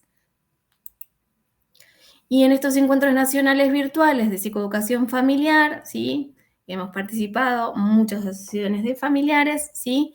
Los pueden ver en el canal de YouTube de AAFE, ponen AAFE, ¿sí? YouTube, esquizofrenia, y ahí en ese momento aparecen las grabaciones de todos estos, por ejemplo, prevención de recaídas, cuidar al cuidador, habilidades de comunicación, etc. En Argentina, ¿quién proporciona la psicoeducación familiar? En Argentina no cuenta con un programa local psicoeducativo formal para familiares ni con un manual, ¿sí? Que sí se encuentra en desarrollo, pero todavía no lo tiene, ¿sí? Entonces, ¿quién psicoeduca? Bueno, los familiares en los grupos de ayuda mutua, de familiar a familiar, ¿sí? Los encuentros nacionales virtuales que les comentaba, ¿sí? Y también los presenciales. Y aquí no está, pero los profesionales, ¿sí? De salud con el tiempo escaso que tienen, ¿sí? En el tratamiento. Pero hay barreras para implementar la psicoeducación y sí bastantes, y vamos a mencionar 2 tipos de barreras, las que atienden a los integrantes del equipo de salud y las que atienden a los familiares. Dentro de los integrantes del equipo de salud, podemos decir que el modelo tradicional paternalista, que a veces todavía sigue persistiendo en la relación médico-paciente, ¿sí? Hace que el profesional tienda a pensar que es el que sabe, ¿sí? Que con lo que hace basta, ¿sí? Y el paciente es más pasivo, ¿sí? Recibiendo lo que se le está dando como todo lo que hay para brindar. ¿Sí? Y también hay escaso tiempo de consulta. Pero sabemos nosotros que el equipo de salud mental no es quien más deriva a los grupos de ayuda mutua, ¿sí? Los que más derivan a los grupos de ayuda mutua son los pares, ¿sí? Las referencias por pares, no son los profesionales de salud. Entonces nosotros estamos buscando, capacitando a equipos de salud para que puedan hacer derivaciones directas, ¿sí? Hacia los familiares, sobre todo desde el primer encuentro con el paciente, ¿sí? Pero ¿por qué no lo hacen? Y en general porque hay desconocimiento de la importancia de la psicoeducación, de su evidencia en la efectividad, de la efectividad del intercambio que se produce en los grupos de ayuda mutua. Hay un potencial temor al cuestionamiento que se le puede hacer al profesional mismo, ¿sí? Si el familiar está muy educado, ¿sí? Y también es más trabajo, de alguna manera, ¿sí? Incorporar al familiar en una tríada terapéutica, donde está el equipo de salud, el familiar y la persona que padece el trastorno mental severo. ¿Cuál es el nivel de involucramiento de los profesionales de la salud mental con la psicoeducación? Y es algo que estamos trabajando, ¿sí? En Argentina. Y trabajamos en pregrado, ¿sí? Se ha escrito un capítulo de un manual, se dan clases en universidades nacionales, en posgrado, en las residencias de salud mental, en equipos de salud, de psiquiatría y de psicología de varios hospitales, ¿sí? Y en congresos, en colegios de psicólogos, en sociedades científicas, ¿sí? Con respecto a los familiares, hay desconocimiento, ¿sí? Para llegar a la psicoeducación. No se sabe que existe, entonces hay que empezar a informar acerca de su existencia. Y también otra de las barreras es, bueno, ya tengo muchísimo con cuidar a mi familiar, además tengo que sumarme a un grupo de ayuda mutua, además tengo que participar de una charla, ¿sí? Es una idea de que esto va a ser más carga, implicará más responsabilidad y más esfuerzo. Y también muchas veces se piensa que participar de un grupo de ayuda mutua es recibir culpabilización por lo que nos hizo bien. Y también algunos tienen desesperanza y no consideran que algo pueda mejorar, ¿sí? La situación que están viviendo. Y también la dificultad de acceso real por recursos sanitarios, extrasanitarios, etc. ¿Sí? Y también el estigma, la vergüenza, la desinformación de la existencia, ¿sí? De las reuniones de los grupos de ayuda mutua. También los familiares que pertenecen a asociaciones, grupos de ayuda mutua, han logrado participar de campañas, ¿sí? Antiestigma y de campañas como por ejemplo Vida Plena en 2019 o No Etiquetes en 2018, que mereció un premio EICON. Y también se han desarrollado manuales, ¿sí? Desde Argentina, como Vivir sin recaídas, que es la actualización de un manual español que se había hecho años antes, ¿sí? Y AFE, con sus representantes profesionales, pero también con su revisión junto con las otras asociaciones argentinas, ¿sí? Pudieron revisar este manual que es de acceso libre y gratuito. Ustedes pueden poner AFE, Vivir sin recaídas, esquizofrenia, y ahí aparece el manual. Esta que yo les contaba, campaña No Etiquetes, muy interesante. Vida Plena 2019, por ejemplo, todas merecieron, ¿sí? Mucha repercusión en medios de información, ¿sí? Esta dice, por ejemplo, uno de ellos dos tiene esquizofrenia y ahora puede alcanzar una vida plena. Entonces deja, ¿sí? Inquieta, ¿sí? Que todas personas que tengan las oportunidades necesarias, ¿sí? Pueden tener una vida plena. Y por último, ¿sí? Sepamos que la Organización Mundial de la Salud habla de la necesidad de mejorar la participación de las familias y los cuidadores en la atención de la salud mental y que eso exige más voluntad política, ¿sí? Entonces, las asociaciones de familiares, ¿sí? tendrían que empezar a poder participar más y ser más convocadas en ámbitos sanitarios, extrasanitarios, ¿sí? Y en políticas públicas. Entonces, un abordaje integral de las personas con esquizofrenia implica el uso de psicofármacos, de tratamientos psicosociales y la psicoeducación familiar, ¿sí? De eso, ¿sí? Para ocuparse de la persona que padece esquizofrenia como paciente. Pero después, también, ¿sí? Un abordaje integral implicaría dar respuestas a las necesidades de las personas que padecen esquizofrenia como personas, más allá de ser pacientes, ¿sí? Acá tenemos artículos y libros publicados, ¿sí? Que han sido apoyados por las asociaciones de familiares de personas que padecen esquizofrenia. ¿Sí? Tenemos los links, son de acceso libre y gratuito para cualquiera que esté interesado. ¿Sí? Acá las palabras importan, que da consejos a los medios de comunicación sobre cómo hablar de trastornos mentales severos, estigma y discriminación asociados a los trastornos mentales, publicado en una revista Vertex Argentina de psiquiatría. Este capítulo de psicoeducación familiar para médicos, ¿sí? En la Universidad de Córdoba, y este que es Vivir sin recaídas, recomendaciones para los familiares de personas con esquizofrenia, ¿sí? Que tiene estos puntos que están viendo acá. Acá tienen todos los contactos, ¿sí? En el caso de que quieran comunicarse o ser parte de la asociación AFE La Plata. En conclusión, para que los familiares puedan desempeñar sus roles con mayor eficiencia y calidad de vida, tenemos que reconocer a los familiares como población de riesgo, saber que cuidar en malas condiciones o escasamente capacitados puede provocar alteraciones en la salud mental y física de los cuidadores. Por otra parte, que es necesario disponer de programas psicoeducativos formales, ¿sí? Para tratar a las personas con trastornos mentales severos, ¿sí? Pero sobre todo para mejorar los cuidados. Y por otro lado, siempre recordar que un familiar acompañado por pares, ¿sí? Es un familiar que puede cuidar mejor, cuidarse mejor y dejarse ayudar. Bueno.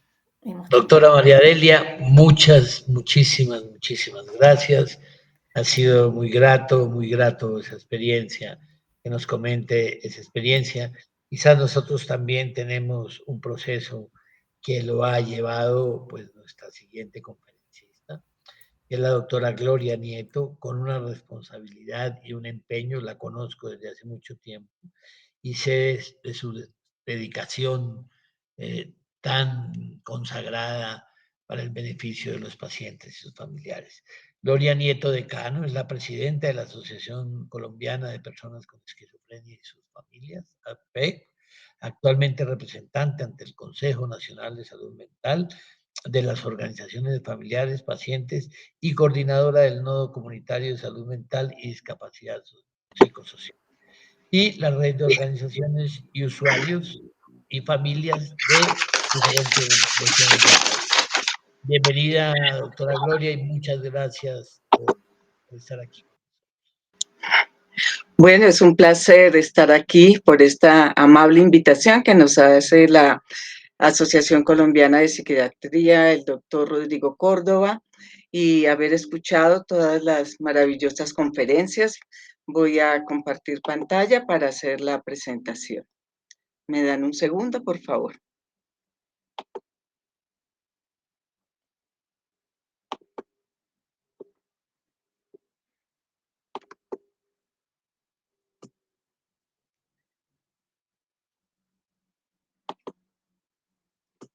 ¿Estamos ahí en pantalla? Aún no, doctora. Ok. Perfecto.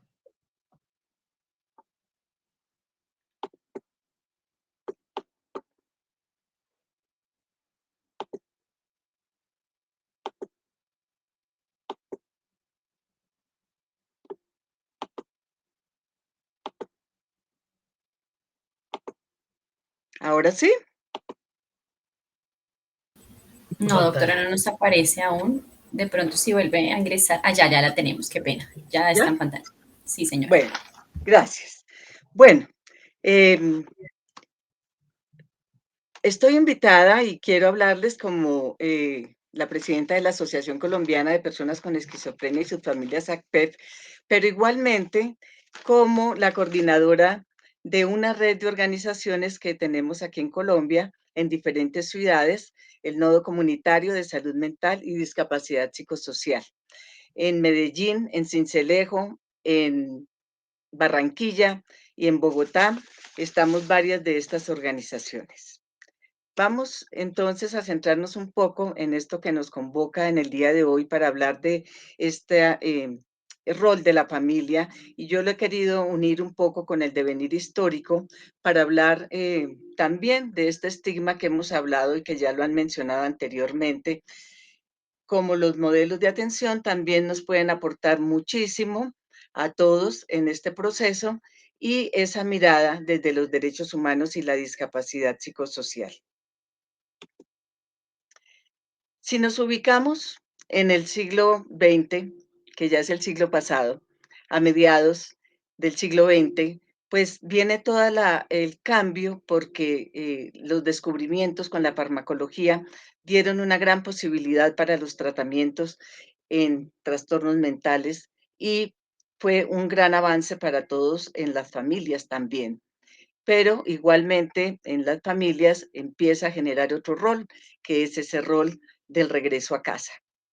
La volta a casa, como lo llamaron los brasileros, quienes fueron algunos de los que más acogieron estos cambios, porque posteriormente a este modelo que se estableció de la enfermedad y el modelo médico en la enfermedad mental, que antes no se daba tan claramente, aparecen también nuevas formas de humanizar la prestación de los servicios, y vienen todos los movimientos de la reforma psiquiátrica, que basada en dos puntos esenciales: la desinstitucionalización y la prestación de los servicios en la comunidad, con esta conocida psiquiatría comunitaria. Entonces, para las familias cambia totalmente este rol, como ya lo comentaban anteriormente, y en el siglo XXI vienen otros nuevos conceptos. Para las organizaciones de la sociedad civil también vienen estos cambios importantes, y la familia lo asumía según estos cambios de servicios en la comunidad fueran ofertados en mayor o menor medida en cada continente, en cada país. Y en esta época que coge unos periodos grandes, pues la reforma psiquiátrica y estos servicios en la comunidad fueron más importantes, se fueron desarrollando de una mejor manera en unos que en otros.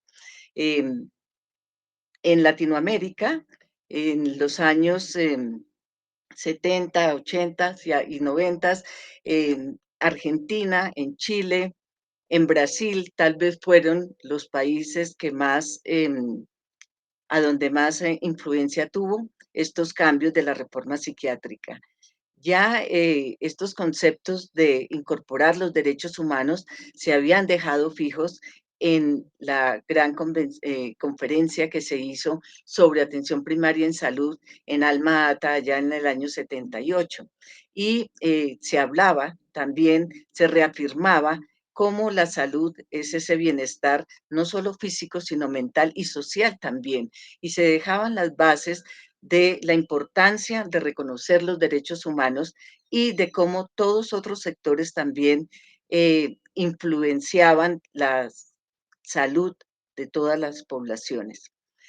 Bueno, se inaugura en la Convención de la Organización de Naciones Unidas el siglo XXI con la Declaración de los Derechos de las Personas con Discapacidad, y nos abre otro espectro, y nos abre otro horizonte, y nos trae unos complementos maravillosos para la comprensión y la recuperación. Ahí ya estas organizaciones empiezan a ser las organizaciones de la voz en primera persona, ¿no? Es importante ese reconocimiento de esas voces y de esas personas y organizaciones que influyeron grandemente en los cambios que se hicieron en la convención. La convención viene entonces a ayudarnos a definir a esa persona individual, a esa persona con dignidad, a esa persona que vive en un entorno familiar y que vive en una comunidad. Y es allí donde debe estar. Con esta mirada, desde el sujeto de derechos, vamos a poder tener la comprensión de la necesidad de tener el derecho a la educación, el derecho a la salud, el derecho al trabajo y especialmente en este camino que vamos, el derecho a la vida independiente. El estigma, como lo hemos hablado, sigue siendo la mayor barrera. El estigma me puede pasar a mí, esto solo le puede pasar a otros. Bueno, es algo que nos pasa a todos y que nos puede pasar en cualquier momento. Sin embargo, sabemos que 1 de cada 4 personas, según las cifras de la Organización Mundial de la Salud, pueden desarrollar un trastorno mental o una discapacidad psicosocial en cualquier momento de la vida. El, el enfoque de mirar a la persona como persona y no como enfermo, y a la persona bajo el espectro de los derechos humanos, nos ayuda a las familias, a los profesionales de la salud y a los sistemas a poder buscar una proyección diferente a lo que han tenido tradicionalmente las personas y poder caminar cada vez más hacia la recuperación. La convención nos trae una interesante mirada de la discapacidad, ¿no? La discapacidad la recoge la convención, el modelo social de la discapacidad. Cuando entendemos todos que esos condicionamientos los estamos poniendo más desde afuera para ayudarnos a mirar y a tomar conciencia de cómo se puede facilitar que la persona pueda transitar fácilmente y desarrollar sus potencialidades. Para esto, pues, es necesario, por supuesto, todo el acompañamiento familiar del sistema, de los profesionales, para generar estos cambios. Yo traigo un cuadro aquí de la doctora Marta Coromina, quien es médica psiquiatra del Hospital San Juan de Dios en Barcelona. Ella nos acompañó en nuestro último congreso de la Asociación Colombiana de Personas con Esquizofrenia y sus familias ACPE. Entonces, veíamos cómo, al igual que nos lo explicaban en las anteriores charlas, que se abordaron específicamente esquizofrenia, porque ella trae este esquema de las intervenciones en esquizofrenia, pero aquí me interesa ver es cómo, a pesar de que esta fase aguda, cuando nosotros decimos coloquialmente que la persona está en crisis, o la fase posterior de estabilización, cuando está en ese proceso de recuperación, de tratamiento, para llegar a esa fase estable, vemos que en todos los momentos están las intervenciones clínicas farmacológicas, pero también las intervenciones psicosociales, ¿no? Y cómo se van ampliando hasta que son más potentes, más poderosas, por supuesto, en la fase estable, que es como venimos trabajando las organizaciones hace mucho tiempo, así como lo decía también la doctora María Delia. Las organizaciones hemos llenado estos espacios que a veces los sistemas no han concretado para todo el mundo. Entonces, a través de la educación en salud, a través de los grupos de apoyo, programas de rehabilitación, incidencia política, cada una de las organizaciones ha buscado hacer el acompañamiento a la persona y a las familias en este proceso para llegar también a esa recuperación, que esa recuperación es posible cuando la entendemos, no como la eliminación de una sintomatología que puede estar permanente, pero cómo poder recuperar la vida, que es lo que todos esperamos. En Colombia tenemos una normatividad y una legislación que ha sido muy desarrollada, especialmente en los últimos 10 años. La ley 1616 del año 2013, que fue la ley de salud mental, abrió muchas oportunidades. Es una ley que permitió también que se actualizara la política pública de salud mental y también se actualizó, se tomó la política integral para la prevención y la atención del consumo de sustancias psicoactivas. En temas también de salud pública, el plan decenal adopta la dimensión de salud mental, ¿no? Y se miran varios ejes, los ejes de promoción, de prevención, de atención y de articulación intersectorial. Sin embargo, seguimos muy anclados todavía en los temas únicamente de atención y nos falta caminar muchísimo todavía para llegar a esos servicios que puedan darse en la comunidad, que favorezcan la rehabilitación para poder acceder a los derechos. La convención fue firmada por Colombia, fue el estado número 100 firmante y fue acogida también, desarrollada en el año también 2013 con la ley 1618, la ley estatutaria para los derechos de las personas con discapacidad. Aunados estos dos temas han ayudado a potenciar que se generen algunos cambios que todavía se deben llevar sobre todo al sistema de salud, porque tanto los profesionales se quedan cortos en lo que pueden ofertar a la persona y a la familia. No está esa malla de cuidado cuando se sale de la crisis o de la hospitalización, sino un abismo terrible en donde él se siente mucho la soledad para poder acompañar realmente a la familia y a la persona. Los contextos de los determinantes sociales, que también los tocó el doctor Diego eh, Vargas al principio y el doctor Jeb, pues son condicionamientos que tenemos que mirar como sociedades, ¿no? Porque más allá de los que son individuales, estos factores individuales, pues tenemos todo tipo de violencias y nosotros el conflicto armado, Latinoamérica y a nivel global, pues las migraciones, todas las dificultades y condiciones psicosociales y políticas y culturales. Todos estos son factores que van a ser factores de riesgo o factores protectores para la salud mental y que debemos tener presentes, porque cuando nos preguntamos para qué todo esto, para qué todos estos avances y este enfoque de derechos humanos, que como les decía no es nuevo, porque viene allá desde el año 78, desde Alma Ata, y se reafirman con la convención para esa inclusión y para esa ciudadanía que es lo que queremos todos. Es lo mismo que quieren las personas, tener derecho a la vida, tener derecho a, a la inclusión, a ser ciudadano.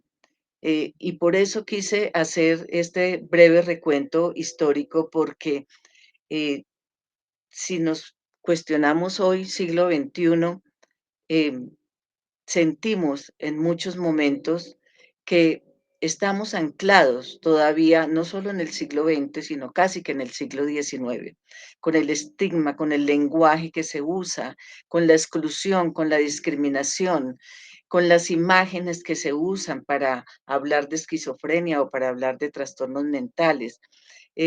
Cuando desde cada uno de nosotros se pierde la esperanza y no se ve la proyección de una recuperación y de una inclusión, pues va a ser más difícil lograrla. Es importante que todos estos temas se incorporen en el sector salud, que no queden aislados y que se vivan de una manera positiva para poder generar estos cambios. Como organizaciones de la sociedad civil, como esta red del Nodo Comunitario de Salud Mental y Discapacidad Psicosocial, pues nos mueve poder alzar la voz y que estas voces sean escuchadas y convocar a los cambios que se requieren para que se hagan en los sistemas de salud las inversiones económicas que son necesarias, porque la salud mental está muy desprotegida. Los recursos de salud que están destinados a salud mental Ni siquiera tenemos una data importante para poder nosotros saber qué tanto se está invirtiendo en salud mental de todo el componente de salud.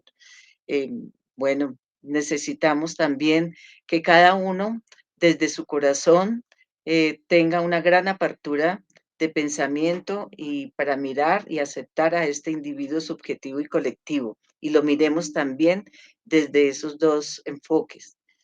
Nos decía el doctor Renminguit, subdirector de enfermedades no transmisibles de la Organización Mundial de la Salud, que todos tienen un papel que desempeñar para lograr que los servicios de salud mental se ajusten a las normas internacionales de derechos humanos. Los responsables de las políticas, los prestadores de servicios, la sociedad civil y las personas con problemas de salud mental o discapacidades psicosociales. Y es cierto, cada uno de nosotros desde nuestro lugar tenemos todavía mucho que hacer y lograr este cambio de la mirada de salud mental. Las organizaciones de la sociedad civil hemos dado una batalla grande, casi todas tenemos más de 20 años de trabajo, sin embargo, falta esa articulación también con con todo el sistema de salud, para que esto pueda superarse y que las personas cada vez tengan una mejor calidad de vida y puedan desarrollar sus proyectos y sobre todo lo que esperamos todos en la vida, simplemente ser felices. Gracias.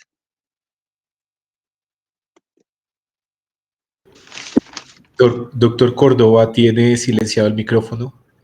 Doctora Gloria, muchas gracias. Eso que nos ha contado es el reflejo de tantas horas de trabajo y consagración a esto. Creo que tenemos una dificultad un poco con el tiempo. Yo quisiera, doctor Diego, que de pronto, pues usted como coordinador de la actividad, diéramos orientaciones para si nos hacen llegar las preguntas a ACP y se las orientaremos hacia los conferencistas. Sí, doctor, hemos pues estado leyendo cada uno de los mensajes que nos están escribiendo al chat, las personas que se han conectado, felicitando pues a los conferencistas, a la organización de la asociación en este webinar, los temas tratados, y considero que hay unos elementos pues en común que están también enfocados en este plan de acción integral de salud mental desde la Organización Mundial de la Salud, y es trabajar con la desestigmatización, hacer actividades de psicoeducación, poder alinear y direccionar cada uno de los elementos que se van a enfocar en una mejor salud mental de la comunidad y pues también estos procesos de rehabilitación y tratamiento.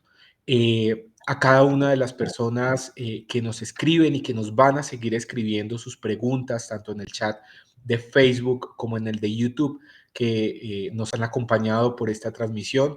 Vamos a transmitirlas a cada uno de los conferencistas y de las personas que nos acompañaron, precisamente para darles una solución y tener un acercamiento con cada uno de ustedes. Bueno, perfecto, muchas doctor. Gracias a todos y muy buena noche. Creo que ha sido una reunión muy fructífera, muy productiva, y muchas gracias desde todos los rincones del mundo donde hemos recibido mensajes. Y como lo decía el doctor Vargas, en el curso de los días vamos a orientar las preguntas hacia los conferencistas. No queremos fatigarlos más, teníamos previsto la actividad en un tiempo, se nos han ido unos minutos, pero creo que han sido bastante productivos. Buenas noches a todos. Muy buena noche a todos. Doctor Córdoba, muchas gracias por habernos acompañado y por haber liderado este espacio. Que estén muy bien y que descansen. Muchas gracias.